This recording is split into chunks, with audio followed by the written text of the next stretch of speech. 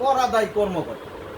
ওই ডিসিপির আন্ডারে কিছু কর্মকর্তা থাকে, যে কর্মকর্তা জনেরা ওয়ার্ক করে, কাজ করে, আপনার সাথে কমিউনিকেশন করে বা আপনাকে হেল্প করে বা লিখে সহযোগিতা করে কর্মকর্তা থাকে। ওই কর্মকর্তা হলো কর কর্মকর্তা, কর আদায় কর্মকর্তা। সে কালেকশন করে, কালেক্টর। আমরা অনেক সময় বলি কালেক্টরের অফিস বা কালেক্টর কর আদায় কর্মকর্তা।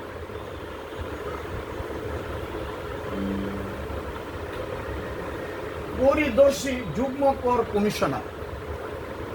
পরিদর্শন মানে ইন্সপেক্টিং অর ইন্সপেক্টর, যে ইন্সপেক্ট করে, পরিদর্শন করে। ঠিক আছে? যুগ্ম কর কমিশনার, ওই যে একটু আগে যুগ্ম কর কমিশনার, তার উপরের বস। ডিসির উপরে একটা, হ্যাঁ, ডিসির উপরে। Joint commissioner. জি জি, ক্লিয়ার। Appellate tribunal. ট্রাইব্যুনাল মানে আপনার যখন একটা রিটার্ন আপনি সাবমিট করলেন, সাবমিট করার পরে ওই রিটার্ন আপনি যে দিলেন, ওইটা ওই উপকর কমিশনার দেখে, আপনার তথ্য দেখে সে সন্তুষ্ট নাও হইতে পারে। কয় না অডিটে পড়ছে, হ্যাঁ, অডিট করে বা তদন্ত করে বা দেখে, অথবা তার কাছে তলে তলে তথ্য তাকে কালেকশন করতে পারে। ওই তথ্যের উপর ভিত্তি করে সে আপনার যে রিটার্ন সেটা তার মনোপুত নাও হইতে পারে। তখন সে একটা নোটিশ দিবে বা ক্লেম করবে আপনাকে, তার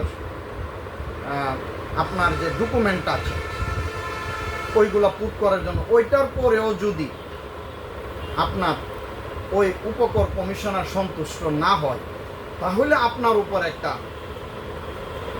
জরিমানা বা এরকম কিছু ধার্য হইতে পারে, আপনার সঠিক তথ্য না দেওয়ার জন্য। ওইগুলো আসবে, আমি পূর্বে কিছু কিছু এখানে সংযোজন করতেছি। হ্যাঁ, তখন আপনার সেটাকেও আমাদের যেমন নিম্ন আদালতে যে রায় হয়, উচ্চ আদালতে গিয়ে আমরা কি করি, আপিল করি। এইখানেও আপিলাত ডিভিশন আছে বা সেকশন আছে। ওই যে নর্মাল যে ইনকাম ট্যাক্স দিচ্ছেন, দান করের ক্ষেত্রে না, নর্মাল ইনকাম ট্যাক্স দিচ্ছেন না, ওইখানেও তো একটা কোনো একটা হলে আপিল হয় না। যে অফিস বা মানে যে কর্তার আন্ডারে আপনারা আপিল করবেন, ওইটা হলো আপিলাত ডিভিশন। ক্লিয়ার? পরে দান কর হার কি, অর্থাৎ কোশ্চেন আসবে, আমি যে দান কর দিব কিভাবে দিব, রাইট? এই কোশ্চেনটা আমার মাথায় জাগ্রত হবে যে আমি কিভাবে দিব, কত টাকা দিব, কোনভাবে দিব। তাহলে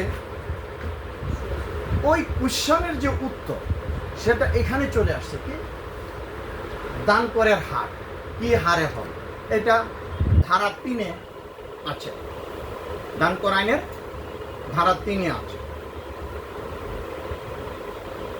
কর অব্যাহতি সীমা। ধরেন আমার যখন আমরা দান দিব, কোনো একটা দান দিব, তো ওইখানে অব্যাহতির কয়েকটা ক্যাটাগরি আছে। এছাড়াও জেনারেল একটা অব্যাহতি আছে। আমি একটা দাতা, আমার 1 লক্ষ টাকা সাপোজ দান কর আসছে, ওইখানে 1 লক্ষ টাকা থেকে প্রথম 20,000 টাকা মাইনাস হয়ে যাবে।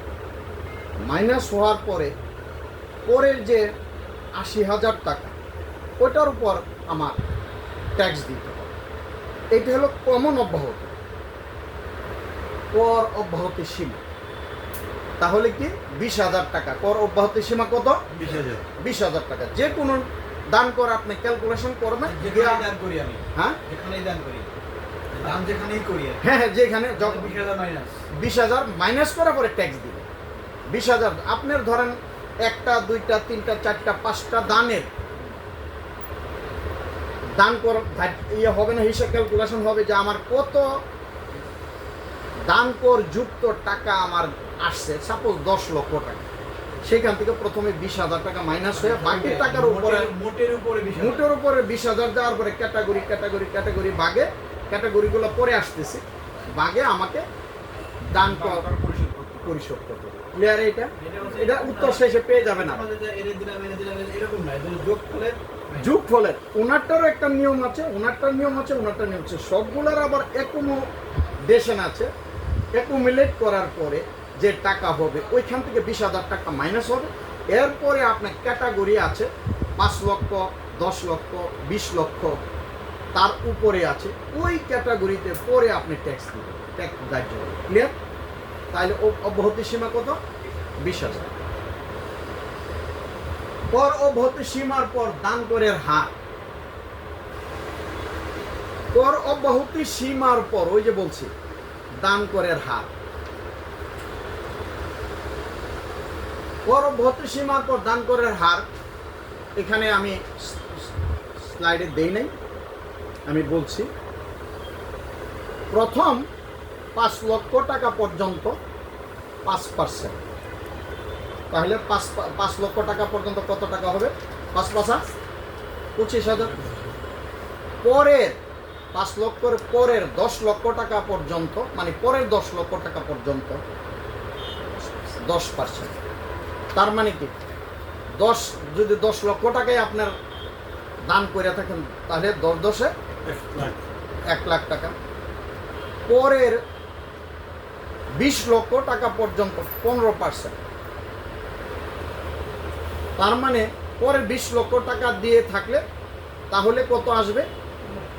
হ্যাঁ, 15%, 30 লক্ষ টাকা, না 30,000 টাকা, রাইট? এই না, ক্যালকুলেশন করলেই পাবেন। তারপরে যত টাকায় আপনি দান করেন, যত লক্ষ টাকা কোটি টাকায় দান করেন, তার হিসাব হলো 20%। ক্লিয়ার? এই বিষয়ে কারো এই বিষয়ে কোনো কোশ্চেন আছে কারো? এই পার্সেন্ট নিয়ে যদি থাকে আমাকে এখন বলতে পারেন।